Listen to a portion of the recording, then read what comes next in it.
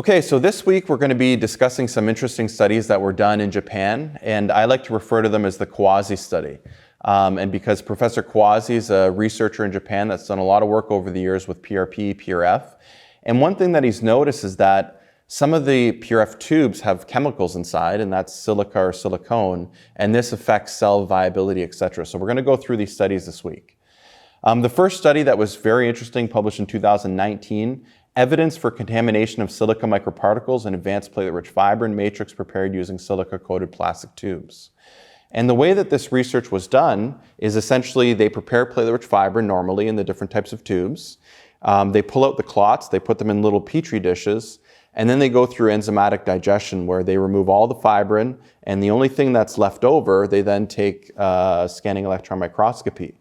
And as you can see from these images here, there's a lot of silica, in this case here, left over in the different types of tubes. So here you have neotubes, vacuette tubes, or venoject tubes. So in the different tubes, you find these chemicals that are left over.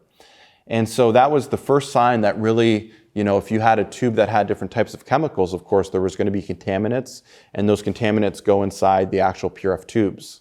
In a second study, titled Acute Cytotoxic Effects of Silica Microparticles Used for Coating of Plastic Blood Collection Tubes on Human Periosteal Cells, he actually found that the chemicals themselves are actually causing cell death. And so in a study looking at different types of human cells, they found that the silica was being incorporated inside the cells. And of course, thereafter, some of these cells were actually going through apoptosis. And so from this point forward, of course, the PRF community started to learn that these chemicals were not so necessary, first of all, in these tubes, but more importantly, they could potentially lead to cell death. To figure out whether or not your tubes have chemicals, so that's an important point, a couple things that you can do, we call this the water test. And you can do it two different ways, so I'm going to show two little videos here.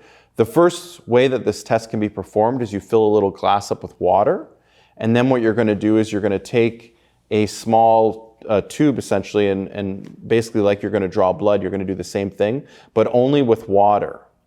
And as it fills up with water, if there's chemicals inside, you actually see the chemicals here. So you can see here in this APRF tube, there's a lot of bubbles and chemicals that are found inside these tubes. If you do the exact same test, but you do it with a tube that doesn't have any chemicals, so in this case here, we're doing it with an IPRF tube, you'll see here it's filling up with water the same way, but now there's no bubbles, okay? So these tubes here don't have any chemicals, whereas the APRF tubes, they have chemicals.